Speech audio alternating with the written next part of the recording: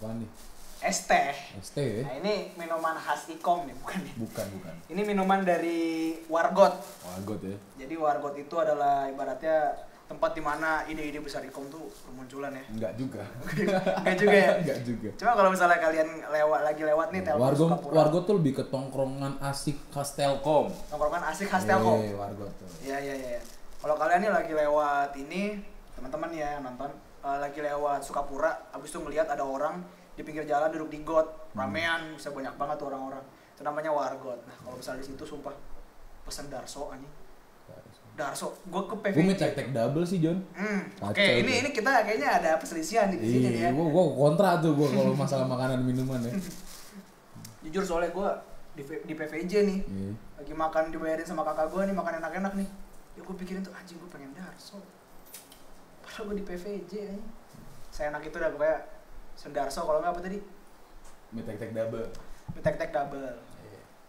Tadi gue denger ada minuman khas Ikom. Ada men. Apaan? Masa nggak tahu lu? Nggak tahu gue. Lu jangan ke kantin sih lu. Jadi kita tuh ada Ikom tuh ada deket sama salah satu penjual lah gitu di kantin. Kan karena dulu kan tongkrongan Ikom tuh kan di kantin men. Yeah. Nah jadi kita ada salah satu yang deket sama kita lah. Jadi ada satu minuman yang bener-bener kayak oh ini Ikom banget nih minuman ini. Namanya racun. Apa tuh isinya aja? Gue takut deh kalau udah kayak gini. Racun tuh sebenarnya simpel banget men. Kopi kapal api, tambah gula, tambah es. Tambah gula, tambah es. Iya. Ya, jadi berarti, kopi kapal api pakai es. Ya berarti es kopi. Es kopi kapal api. Tapi itu tidak nggak ada di menu men. Cuma anak-anak Ikom doang yang tahu. Oh, gitu? Karena kalau misalnya di kantin kita kan kita bayarnya harus ke meja kasir ya. Iya. Kayak jadi semua ruko tuh bayar satu orang gitu kayak di food court. Yes. Nah, kita tuh kalau misalnya di Kangton namanya Kangton nih. Nah, di Kangton, Kang, racun satu. Nah, kita nyelipin goceng nih di bawah taplaknya di. Kayak bandar-bandar gitu. Iya benar. Coba itu tuh. Udah kayak transaksi legal banget anjing. Itu namanya racun, men. Racun. Goceng doang. Kenapa kok racun ya? Ya karena nagih. Oh, dan sekalian racun nih anjing. Biar ada kayak bahasa secret gitu ya. Ya anak tongkrongan gimana sih? Iya, ngerti. Tongkrongan di Ikom tuh dulu ada apa aja sih? Ikom sebenarnya tongkrongan cuma satu, men. Oh iya. Di kantin. Oh, kantin belakang ya? Kantin belakang. Itu benar-benar semua angkatan, semua anak-anak Ikom yang mau nongkrong ya bisa ke situ. Karena emang nggak pernah sepi John. Kalau misalnya gue lagi gabut nih di kelas, gue biasanya curi-curi waktu bilang ke dosen gue bilang, Bu punten mau ke WC, padahal gue ke kantin ngerokok apa segala macem. Iya main apa sih dulu tuh batu ya? Main batu, remi apa segala macem. Iya. Nah, kantin tuh apa ya kayak wadahnya anak Ikom untuk membuat hal-hal besar. Itu baru tuh kantin tuh. Aduh, gue jangan ngomong di situ aja. Ya nggak apa-apa John. Semua orang punya haknya kok, santai aja. Tapi nongkrong tuh penting gak sih bagi anak-anak Ikom tuh? Ngomongin penting ya sebenarnya depends ya gitu loh, tergantung tujuan lu di kuliah tuh apa. Kalau tujuan lu di kuliah di akademi aja sebenarnya ya balik lagi ke lu nya lu mau nongkrong atau enggak gitu. Kalau misalnya nongkrong itu malah menjadi gangguan untuk lu mengejar tujuan ya terserah lu, better not kalau menurut gua gitu kan. Kalau misalnya lu bener-bener pengen jadi mahasiswa nih, apalagi anak komunikasi, men, komunikasi itu praktek setiap hari men. Nggak di kamar ya komunikasinya ya. Komunikasi kalau nggak nongkrong ya buat apa? Itu wadah terkecil sih nongkrongnya gitu loh. Hal-hal yang bisa mencetuskan ide yang baru itu kan berkat nongkrong sebenarnya. Kalau gue ya pribadi karena gue emang hobinya nongkrong gitu. Dari awal gue hobi nongkrong, jadi gue balik kelas ke kantin, mau kuliah gue kantin dulu, beres nih rapi-rapi udah ganteng, tapi datangnya pertama kantin dulu, absen, ke teman-teman gue, abang-abang gue, bang gue kuliah dulu, ngapain sih lu kuliah, bang, tolonglah gitu kan. Suka kayak gitu ya bang. Iya, habis itu pertengahan kuliah, gue izin ke dosen gue bilang, Bu punten mau ke WC sebentar ya, gue kantin dulu. Iya, melipir lah ya, bentar lah ya. Sesut dua sut ya kan, don't mind. Iya, oke. Tapi lu kan ibaratnya asli Bandung lah ya. Nah itu di luar Ikom tuh masih suka nongkrong gak sih? Apa emang begitu lu udah kuliah ya lu main sama anak-anak Ikom? Oke, berarti pertemanan gue ya, lingkungan tongkrongan gue berarti ya. Iya.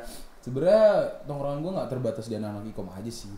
Gue main ke teman-teman gue yang ada di teknik, gue main teman-teman gue yang ada di fakultas depan lainnya, gue main ke teman-teman gue SMA, SMP gitu, atau bahkan di kampus lain gue main gitu loh. Gue lebih sering ke kampus lain sih sebenarnya, kayak ISBI, UPI gitu-gitu. Jadi emang apa ya, berarti lo harus banyak warna lah ya. Iya men. Gak bisa cuma satu tongkrongan doang, soalnya kalau enggak jadi berarti apa sih, echo chamber gitu loh. Pendapat lu ya mantul di orang-orang yang sama aja gitu. Karena tongkrongan tuh, karena gini, tongkrongan gue tuh banyak. Yang positifnya gue ambil adalah sudut pandang gue jadi banyak. Gitu. Iya. Karena beda tongkrongan beda sudut pandang men. Iya, Cara bermainnya juga beda. Iya. Kayak ada sempat ada orang yang bilang kayak gini. Lu bakalan belajar lebih banyak saat lu keliling Indonesia setahun daripada lu kuliah 4 tahun. Ya, gue nggak tahu sih, cuman ya mungkin ya. Mungkin. Soalnya emang sih gue juga ngerasa kayak di saat gue dulu SMA semester 1 kan mainnya cuma sama orang-orang itu aja. Tapi begitu gue udah mulai main ke tongkrongan-tongkrongan lain, itu emang berubah sih ini mindset gue, perspektif gue gitu. Soalnya jadinya kalau gue nongkrong sama orang-orang itu aja jadi kayak setuju-setujuan doang tuh loh. Iya men. Ya kan, gue beropini A, ya mereka semua setuju. Gitu loh. Tapi begitu ke tongkrongan lain, tiba-tiba ada yang kayak enggak sih, kontra sih gue kayak lu. Jadi dulu gue tuh di labelnya jadi kayak kutu loncat. Udah setiap tongkrongan ada. Mau itu abang-abang, adik-adik gue ada. Dan setiap ditanya, misalnya, mal lu baru datang lagi mau nyari apaan lu? Misalnya kan gitu. Gue selalu bilang gue pengen nyari kebenaran. Tapi pedih juga ya teman-teman lu ngomongnya. Ya karena gini, gue kan banyak tongkrongan, dia juga tahu kan, gue banyak tongkrongan apa segala macam ya, dia bentuk kangen dia tuh seperti itu. Gitu loh. Dengan sarkas itu ya dia bentuk kangen sebenarnya. Bukan berarti menolak tapi kayak anjing lo gitu, udah lama gak kesini baru kelihatan aja lo setan gitu. Tapi itu masih Bang kayak ngambil dari The Incredibles, pernah nonton nggak? Kartun. Iya. Nah, Sindrom tuh pernah bilang gini, di saat semua orang pahlawan berarti nggak ada pahlawan. Iya.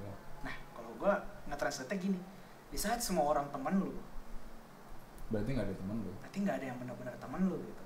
Nah kan lu nongkrong di banyak tempat nih, lu pernah ngerasa nggak sih kayak ya udah gue asik sama semua orang tapi akhirnya gue juga nggak ada satu tempat. Oh itu dulu krisis gue di tingkat 2 men. Kayak anjing temen gue banyak nih, tapi kenapa gue nyaman sama diri sendiri ya? Anjing. Men.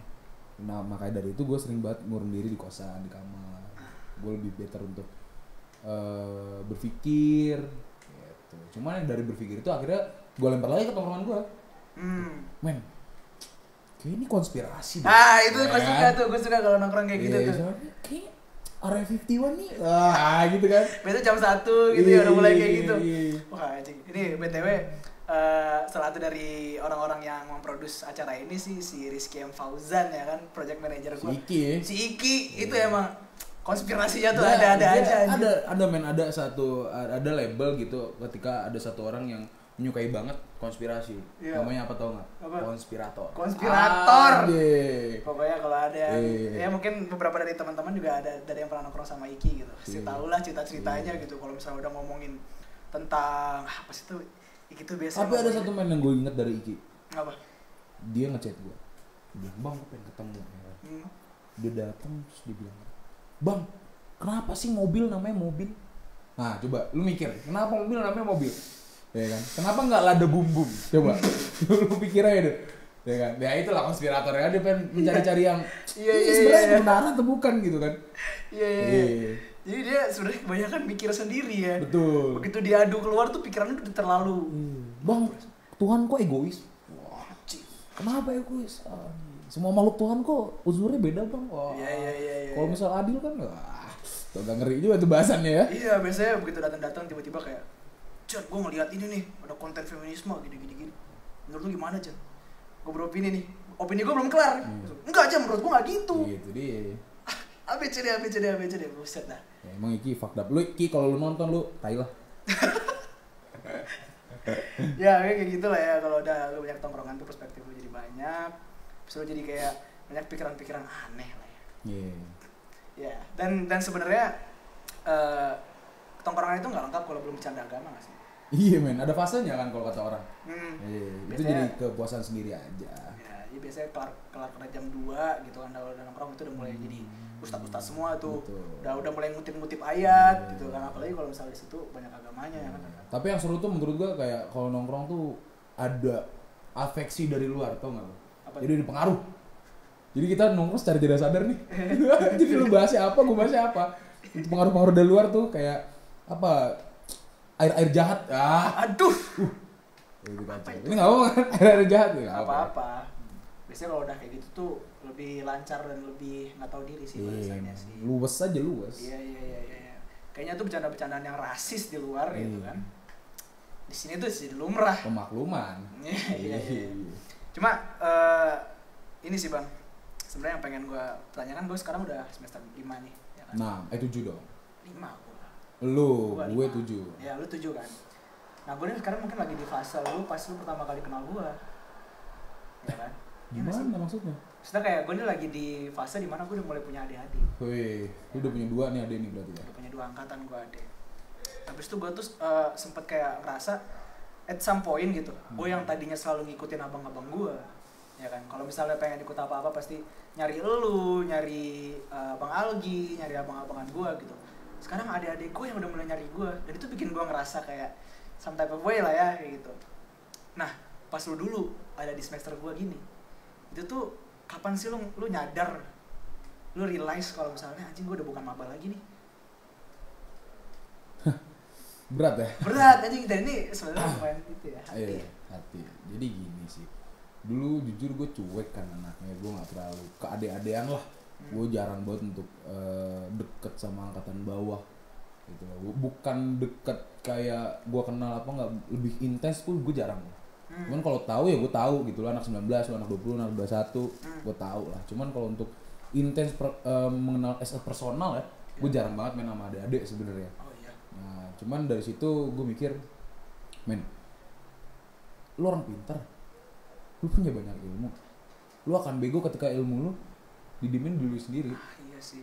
Itu some point, abang tuh emang harus seperti itu gitu loh. Abang dibentuk dari awal nih untuk ngajarin adik-adiknya, gitu loh. Dia dikerasin di keluarga, bla dia memikul beban keluarga, ya untuk nyelamatin adik-adiknya.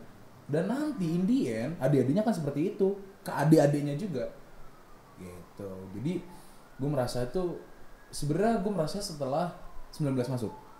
Karena itu kan adik pertama gue tuh. Ya kan. Sebenarnya tadinya gue mikirnya ya udah mereka punya kehidupan sendiri, enggak usah lah gue ganggu apa segala macam. Cuman Indian, ini kita sama-sama ikom men. Ini sama-sama keluarga loh bentuknya. Gitu loh. Masa abang cuekin adiknya gitu. Walaupun kadang memang sebagai abang, lu pernah gak sih kalau misalnya lu punya abang, lu kayak dijitakin, lu diapain yang bikin kesel adeknya aja, sebenarnya nggak niat, cuman gue pengen ngeliat lu kesel aja gitu ya. Kadang pernah lah dikit-dikit kayak gitu, cuman ya abang tuh cintanya apa ya, pure lah kalau di keluarga ya. Gitu. Iya sih, dulu gue sering banget kesel sama lu sih sebenarnya. Gue juga sering banget kesel sama diri gue sendiri. Ya kan, ibaratnya dulu pas kita nongkrong di depan ini ya kan, emang sih abang-abang tuh selalu kayak berusaha buat nyelek-nyelek adenya lah ya. Walaupun gue tahu di belakang itu kalau misalnya adenya emang udah kayak misalnya udah diajakin patungan ya kan, mulai beli rokok bareng gitu-gitu kan, itu tuh adenya udah mulai kayak oke deh, gue mau deh lu jadi abang gue. Dan itu abang juga pasti bakal ngerangkul banget. Kacau. Dulu karena gue pernah di posisi itu Jan. Dulu gue kayak nggak mau dekat sama siapa-siapa, biasa lah kan. Gue bilang gue dulu anaknya cuek men. Gitu loh. Gue ngerasa abang-abang tuh kayak oh ya udah ini cuman kakak kelas gue aja. Gitu. Cuman ketika ya abang memperlakukan sifat dia sebagai abang, dicolek apa segala, cuman ketika gue ada masalah, men, dia orang pertama turun men, dia orang paling depan maju men buat masalah gue. Dari situ itulah resikonya jatuh cinta sama abang-abang ya. Ini kata-kata yang bener-bener min banget dari hati gue. Jatuh cinta sama abang-abang tuh kayak gitu, bukan abang doang, abang kakak lah. Gitu lah. Jadi gue sempet dulu kehilangan sosok sama kayak lo men posisinya. Dulu gue di bawah nih, gue ngikut abang gue.